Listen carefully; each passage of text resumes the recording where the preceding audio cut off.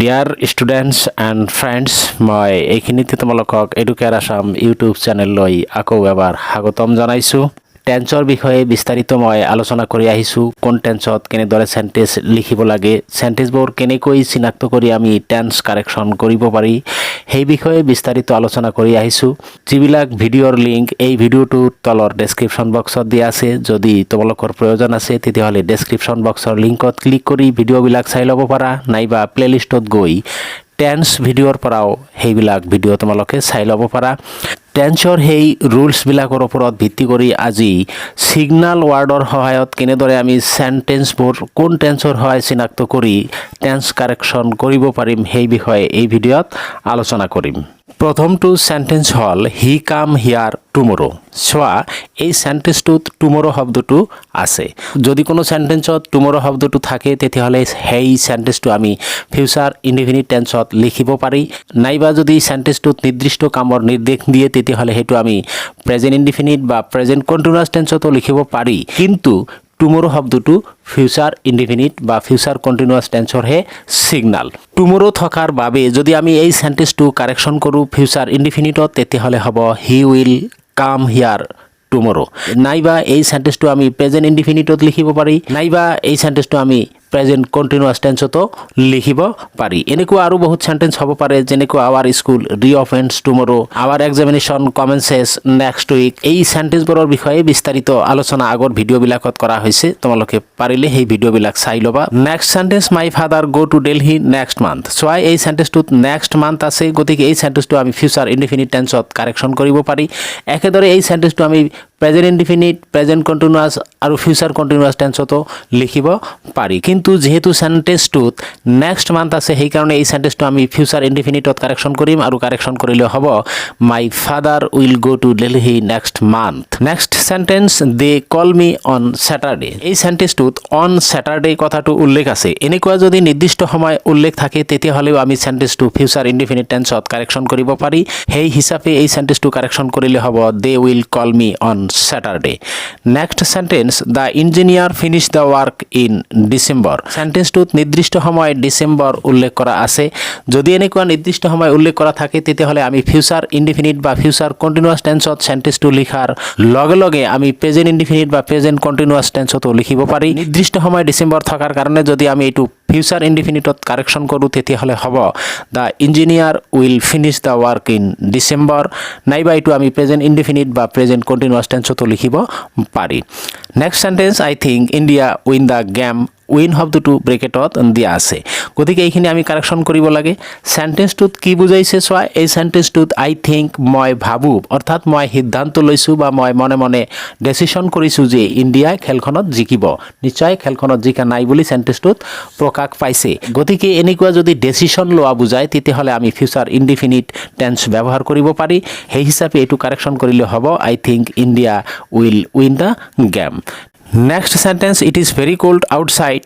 I not go' out. চোৱা, এই চেণ্টেন্সটোত দুটা অংশ আছে। প্ৰথম অংশটো আছে প্ৰেজেণ্ট ইনডিফিনিট টেন্সত, গতিকে পিছৰ অংশটো ফিউচাৰ ইনডিফিনিট টেন্সত হ'ব। সেই হিচাপে এইটো কাৰেকশ্যন কৰিলে হ'ব it is very hot outside I shall not go' out.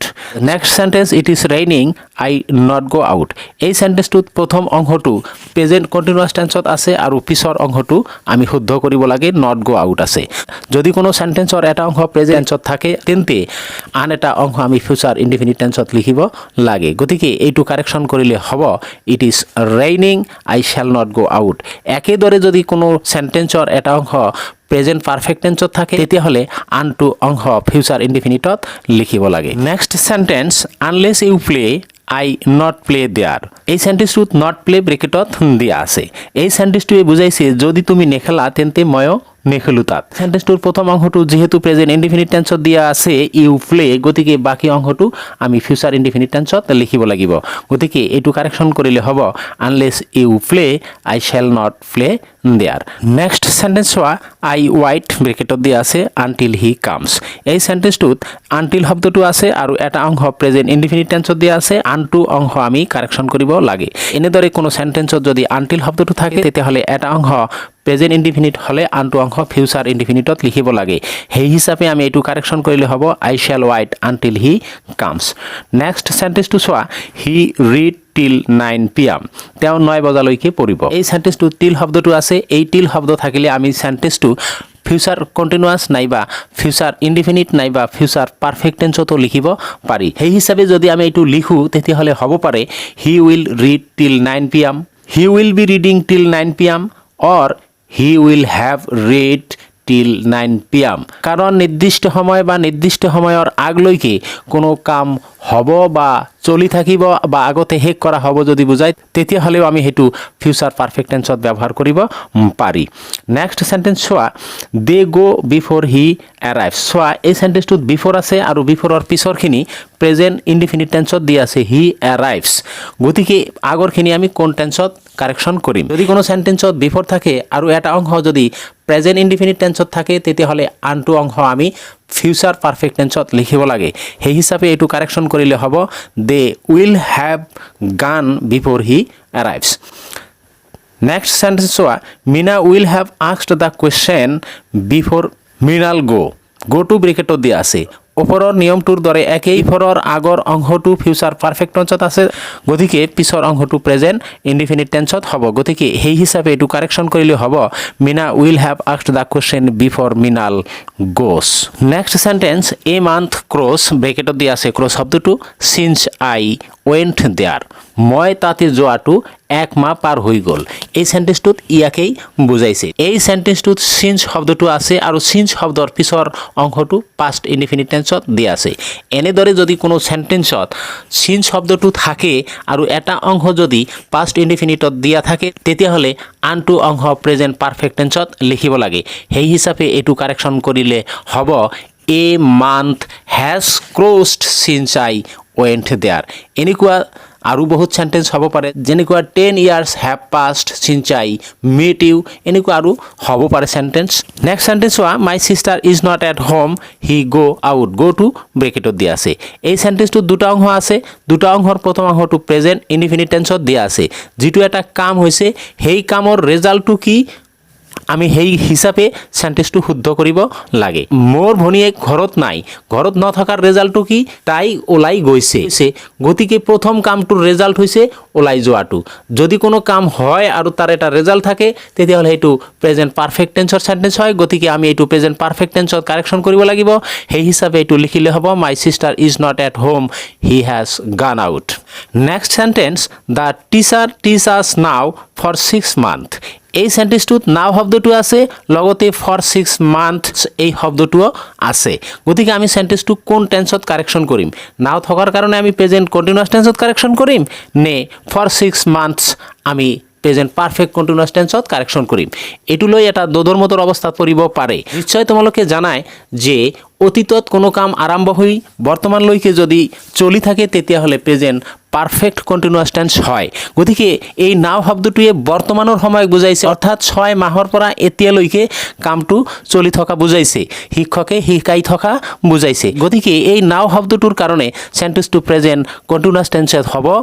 নোৱাৰে এই সেন্টেন্সটো প্ৰেজেন্ট পাৰফেক্ট কন্টিনিউয়াস টেন্সত কাৰেকশ্যন কৰিব লাগিব গতিকে এই সেন্টেন্সটো লিখিলে হ'ব this teacher has been teaching us now for 6 months next sentence my teacher told me that he never tell a lie সেন্টেন্সটো চোৱা দ্যাটৰ আগৰ অংশটো মাই টিচাৰ টোল্ড পাষ্ট টেন্সত দিয়া আছে গতিকে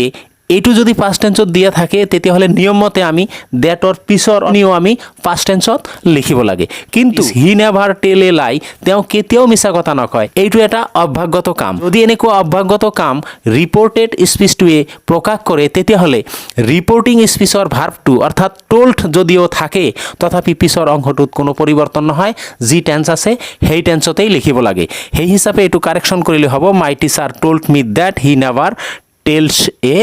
lie sentence soa he said that he post the letter soa ei sentence tut reporting speech orthat he said to past tense on dia ase কিন্তু হফালে যিখিনি দিয়া আছে হি পোষ্ট দ্য লেটাৰ এইখিনি কিন্তু কোনো